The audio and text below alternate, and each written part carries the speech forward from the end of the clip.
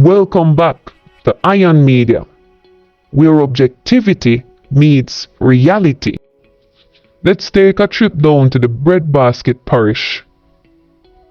Some of you may not know that, but St. Elizabeth is called the Breadbasket Parish. Why? Because they produce a lot, as the name suggests. Your breadbasket produce a lot of ground produce, fruits, vegetables. Now, it has been reported that a 7-year-old boy at a primary school in St. Elizabeth was in possession of a submachine gun, and the teacher confiscated it, called the police. Police questioned the boy. Police brought the father in for questioning. Subsequently, releasing the father, they kept the weapon, saying they were going to run some tests on the weapon, run some ballistics and stuff like that. Now, I remember growing up, parishes like St. Mary, even not Montego Bay, St. James, parishes such as Trelawney, Manchester, those parishes were known for violence and violent conduct. Those people were very proud. Westmoreland as well. How could I forget? Westmoreland, those people were very proud country people. They weren't a part of the madness, such as, what's happening in places in the inner city. Kingston and St. Andrew and Spanish Town and, places in St. Catherine. Those places weren't a part of the bandits.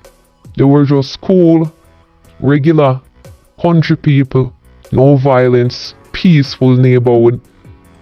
Now, in recent times, with all of the scamming and gang warfare, we know that gangs are going to migrate and go to different parishes. And when they go to different parishes, of course, they can't leave the madness. And then you have people now involved in lottery scamming. And we all know lottery scamming. So that work. Man scam people, get whole heap of money, buy whole heap of gun, put on their hands. Man say man a thief, man lead sheet, thief man client. War start, friend start kill friend, man still a scam, buy more gun, give them friend boots up our ends, and the madness just go on and on and on. Now, the 7-year-old boy found with the submachine gun in his bag can only be a true reflection of the society and the conditions of the society in Jamaica.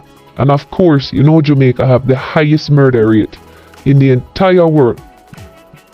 We have vulnerable children being exposed to illegal weapons. We have them exposed to violence and crime and violent conduct.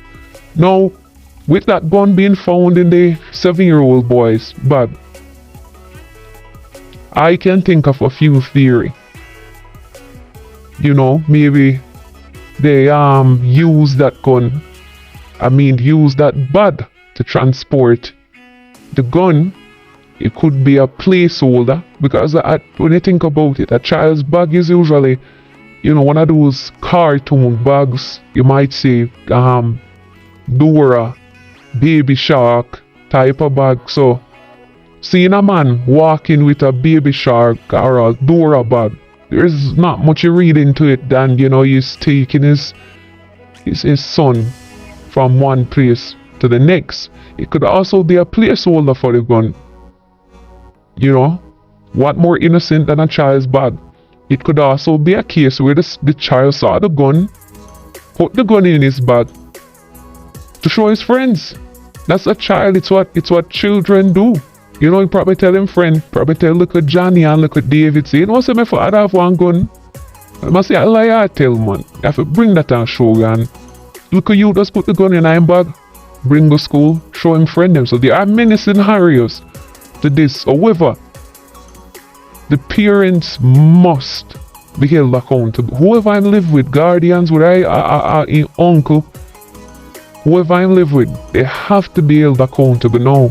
Like I said before, the father got arrested and I guess questioning, and then they released the father. So I'm still waiting for more update on that one. But it's just another sad case again, because what if that gun was loaded? We don't know if the gun was loaded. It didn't said that in the report. And what if that gun went off and killed other children and killed other teachers at the institution? Then what? It's a whole catastrophe. So as you cannot hold obviously a 7-year-old accountable for having a submachine gun. It's the same way when you look in the US when it comes down to mass shooting. 14-year-old, I believe, shoot up school. It's the parents, they charge the parents. The parents were jointly charged with the child. So I believe that you have to hold the parents of the 7-year-old fully accountable for this action. Here we have the police giving an update on matters that took place in confiscation of that submachine gun from the 7-year-old. Listen up. So the police have been investigating this matter since Thursday of last week. The father of the 7-year-old was taken into custody the same day, hours after the seizure of the weapon. The investigation at this time is advanced. I won't be able to speak to the specifics. However, we are now treating with the matter of threats being made against persons from the school.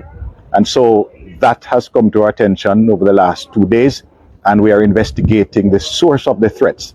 I want to appeal to persons in the area to refrain from interfering with any form of witness or any person connected to this investigation.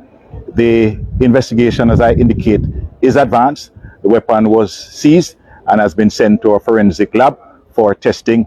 Further updates will be provided later. So any exposure of this nature to our children certainly cannot be good.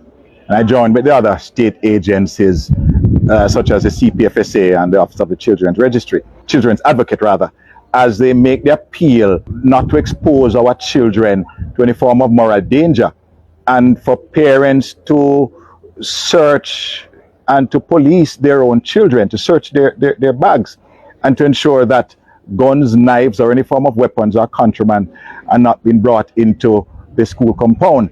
The school is a place of teaching and learning, and we certainly want for all our students, our teachers and principals and staff to be safe in that environment. And therefore, this highlights the challenge and the problem that we face where our children are exposed to things like guns in our communities.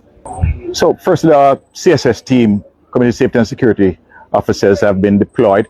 We have been supporting the schools across the division since the opening of school. In fact, this was the first major incident that has occurred in any of our schools in the parish. Since this incident, we have been in that particular school. We have had at least one major meeting with the school administrators as well as persons from the Ministry of Education, and there are certain decisions that are being treated with from the school level. We continue to provide support in terms of security, in terms of having our school resource officers deployed, and we will continue that support in our schools across the parish. I also want to use this medium once again to appeal to persons in the parish that any information that they have pertaining to wanted men, pertaining to illegal weapons, or any crime that has happened in your community, to share the information. And there are many ways they can share. There's 119, there's Crime Stop at 311, or they can call the Black River Police Station and to pass on the information. We intend to go after those who are creating mayhem, those who are committing crime. Now, we are hearing reports that the teacher who discovered the gun had to resign immediately out of fear. And the school as well as the community, they are living in fear because of the submachine gun that was confiscated. But when I look at it on a broader scope, you know, it's just a product of what most people support. The culture, the violence, crime, the infame of the dead, culture. So now this poor teacher, they didn't say whether the teacher was a male or a female, but I'm going to assume as obviously, there's more female teachers. The poor teacher discovered that this child had a submachine gun, a 7-year-old. And the teacher do what any sensible, living, breathing adult would do, which is to hand over the gun to the authorities. The teacher did what any sensible adult would do. So how is it a case now? And that is why for me, I don't respect no bad man or no gangster. There are just some bullies who have gun and the other side don't have gun. We all see what happened over and over again when the play field is left. We know how coward they are. And that is why, because badmanism don't have rules. Well, at least nowadays it don't have rules. It's just any man can't buy them gun and any man can just do anything and every man have their own done and every man has scam their own money and the man not take no talk from that man round this and that man not take no talk from that man round this. So there's no order to the thing. So you mean to tell me it's now the teacher as well as the school administration, you're gonna target these people because they do what any adult, not just a teacher, but what any responsible, sensible adult would do. If anybody should be targeted, is the person who lose the gun, for argument's sake.